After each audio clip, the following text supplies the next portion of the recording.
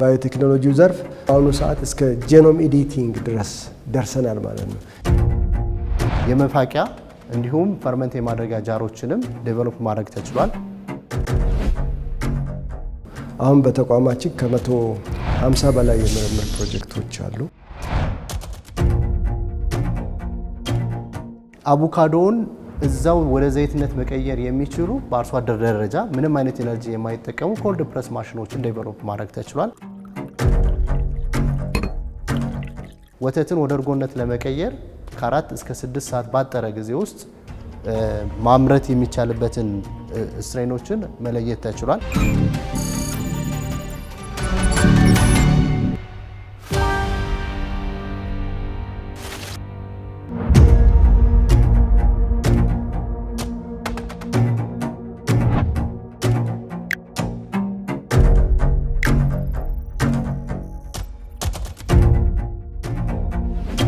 ባለፉት 10 ዓመታት በባዮና ኢመርጂንግ ቴክኖሎጂዎች ላይ የተለያዩ የምርምር የልማትና የፈጠራ ስራዎችን በመስራት የተጓዘውን የባዮና ኢመርጂንግ ቴክኖሎጂ ኢንስቲትዩትን እናስቃኛችሁ።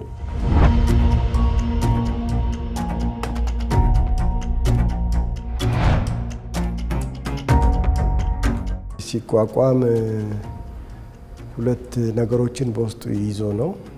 አንደኛው ባዮቴክኖሎጂ፣ ሁለተኛው ደግሞ የኢመርጂንግ ቴክኖሎጂ ማለት ነው።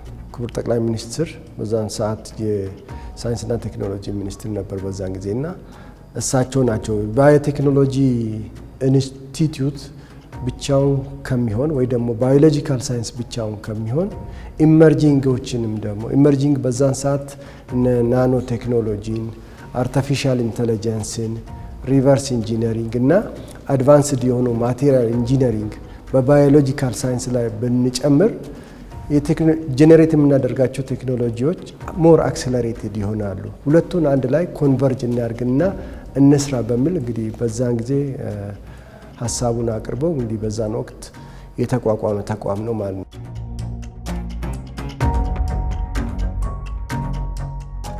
ባዮቴክኖሎጂው ዘርፍ በዛን ሰዓት ስንጀምር ገና ከትንሽ ነው የጀመርነው። ስለዚህ በአሁኑ ሰዓት እስከ ጄኖም ኤዲቲንግ ድረስ ደርሰናል ማለት ነው። በዛን ሰዓት ስልጠና ነበር ከውጭ ስንወስድ የነበረው ቲዎሬቲካል ስልጠናውን እና ፕራክቲካል ስልጠናውን ከውጭ ስንወስድ ነበር። አሁን ግን በዚህ ተቋም በባዮና በኢመርጂንግ ቴክኖሎጂ ኢንስቲትዩት የጄኖም ኤዲቲንግ የፕራክቲካል ስራዎችን ከቲዎሪም አልፈን ስራዎችን መስራት ጀምረናል ማለት ነው። ተቋሙ በመጻኢ ቴክኖሎጂዎችና በባዮቴክኖሎጂ ማዕከላቱ አማካኝነት የምህንድስናና የስነ ህይወት ሳይንስን በማቀናጀት አዳዲስ ቴክኖሎጂዎችን በፍጥነት እያፈለቀ ይገኛል። በባዮቴክኖሎጂ ስር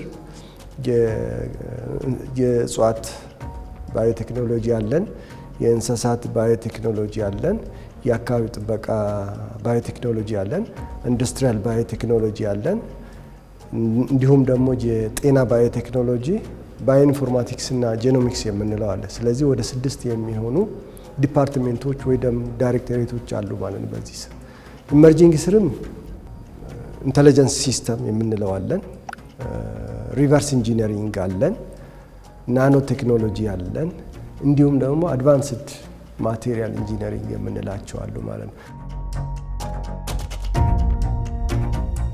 ተቋሙ የምርምር ውጤቶችን ወደ ምርት በመቀየር ለሀገር ኢኮኖሚ እድገትና ለስራ ፈጠራ በትጋትም እየሰራ ይገኛል። እዚህ ፊት ለፊት የምታዩቸው የምርምር ውጤት የዶሮ መኖ ነው። ይህ የዶሮ መኖ ሀገራችን ላይ እንደሚታወቀው ከፍተኛ የሆነ የዋጋ ንረት እያሳየ ያለ የዶሮ መኖ ነው። እሱን መተካት የሚችል የብላክ ሶልጀር ፍላይን በመጠቀም የከተማውን ዌስት ወደዚህ በመቀየር ፍላዮችን የብላክ ሶልጀር ፍላዮችን በማሳደግ የዶሮ መኖነት ለማድረግ የተሰራ ስራ ነው። እዛ ጋር አብሮ የምንጠቀማቸው ነገሮች ብላክ ሶልጀር ፍላይ ብቻውን ሳይሆን አዞሎና ዳክዊድ የሚባልን አብረን እንጠቀማለን። ይሄኛው የምታዩት በብላክ ሶልጀሩ የተሰራ የተፈጥሮ ማዳበሪያ ሲሆን ይህንንም እንደ አንድ ፕሮዳክት መጠቀም እንችላለን። እዚህ የምናገኘው የማይክሮ አልጌ ሲሆን በሀገራችን ትልቅ ሀብት ያለን ትልቅ ሪሶርስ አለን የማይክሮ አልጌ ላይ። እሱ ላይ በርካታ የምርምር ስራዎች ሲሰሩ ቆይተዋል። ይህን የምርምር ውጤት አሁን ወደ ፕሮዳክሽን እና ወደ ኢንቨስትመንት እንዲገባ እየተሰራ ያለበት ስራ ይገኛል። ዋና ትኩረቱ የአርሶ አደሩና የማህበረሰቡን ውስብስብ ችግሮች በጥናትና ምርምር በመለየት ተግባራዊ መፍትሄዎችን ተደራሽ በማድረግ ላይ ነው። ወደዚህ የምናገኘው የከንሰት የሚገኙትን ቆጮና ቡላን ነው። ነገር ግን አመራረት ሂደቱ እጅግ በጣም አድካሚ፣ ኋላ ቀርና የምርት ብግነት የሚያሳድር ነው። እሱን ለመከላከል አርባ ምንጭ ዩኒቨርሲቲ ጋር በመሆን የእንሰት ፕሮሰሲንግ ወይም የአመራረት ዘዴውን ማዘመን የሚችሉ ቴክኖሎጂዎችን ዴቨሎፕ ማድረግ ተችሏል። የመፋቂያ እንዲሁም ፈርመንት የማድረጊያ ጃሮችንም ዴቨሎፕ ማድረግ ተችሏል። በአሁኑ ሰዓት ላይ እነዛ ቴክኖሎጂዎችን በስፋት ወደ አርሶ አደሩ በማሰራጨት የስራና የሀብት ፈጠራ ሚንስ እንዲሆኑ ማድረግ ተችሏል። ቆጮ የሚባለውን ፕሮዳክት ወደ ፓውደርነት ወይም ወደ ዶቄትነት በመቀየር ቫሊዩ አድ በማድረግ የዳቦና ኬክ የመስራት ስራዎችንም በስፋት የመሞከር ስራ ተሰርቷል። እዚህ ፊት ለፊት የምታዩት የአቮካዶ ዘይት ሲሆን አቮካዶ አምራች የሆኑ አካባቢዎች ላይ ምርት በሚደርስበት ሰዓት ላይ የተትረፈረፈ ምርት ይመጣል። ያ የተትረፈረፈ ምርት ዋጋ በመውረዱ አርሶ አደሮችን ተጎጂ ያደርጋቸዋል። እሱን ለመቅረፍ አቮካዶውን እዛው ወደ ዘይትነት መቀየር የሚችሉ በአርሶ አደር ደረጃ ምንም አይነት ኤነርጂ የማይጠቀሙ ኮልድ ፕረስ ማሽኖችን ዴቨሎፕ ማድረግ ተችሏል። እዚህ የምናያቸው የበቆሎ ዝርያዎች ፈዲስና ሰቆጣ አካባቢ ላይ የተላመዱ ወይም ሬጂስተር የተደረጉ ድርቅን መቋቋም የሚችሉ ፕሮቫይታሚን ይዘት ያላቸው የበቆሎ ዝርያዎች ሲሆን በአሁኑ ሰዓት ላይ በአርሶ አደር ደረጃ እነዚህ የበቆሎ ዘሮች እየተባዙና ወደ አርሶ አደሩ እየተሰራጩ ያሉበት ሁኔታ ነው።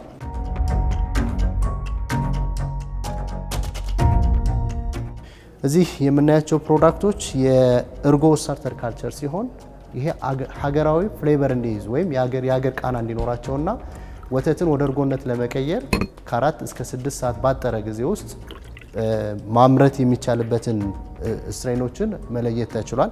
እዚህ የምናገኛቸው የበቆሎ ነቀዝ መከላከያ ባዮ ኮንትሮል ሲሆን ዳውሮ አካባቢ ላይ ከሚገኝ የጫንቆ ከሚባል ፕላንት ላይ ኤክስትራክት የተደረገ የእጽዋት ባዮ ኮንትሮል።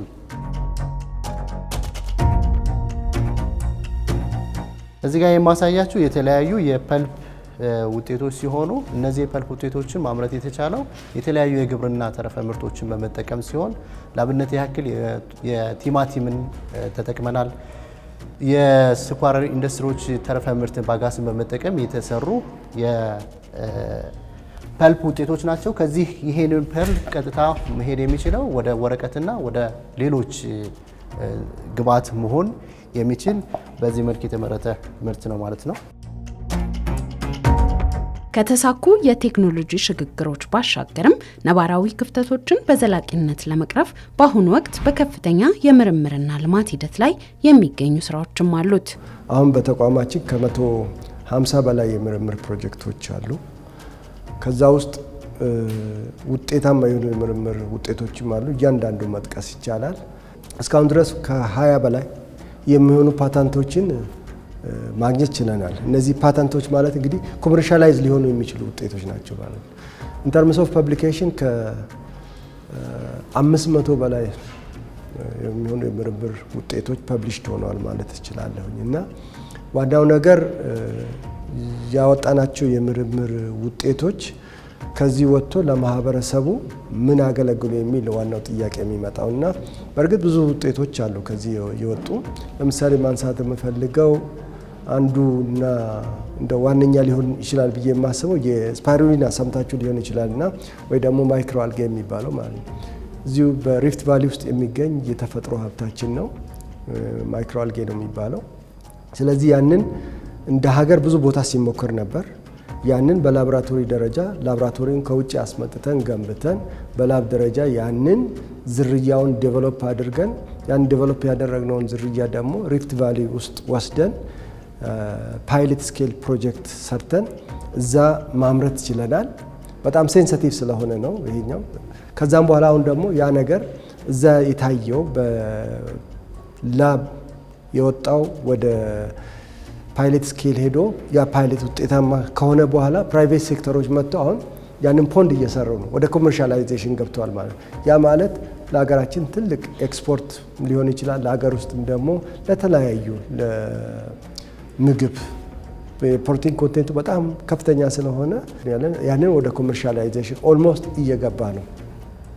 ሌሎችም አሉ እንደዚሁ እንደ ስታርች፣ ጄላቲን የመሳሰሉት ውጤቶች አሉ። የበቆሎ ኢምፖርት ሰብስቲት የምናደርጋቸውን ስራዎች የምንሰራቸው አሉ።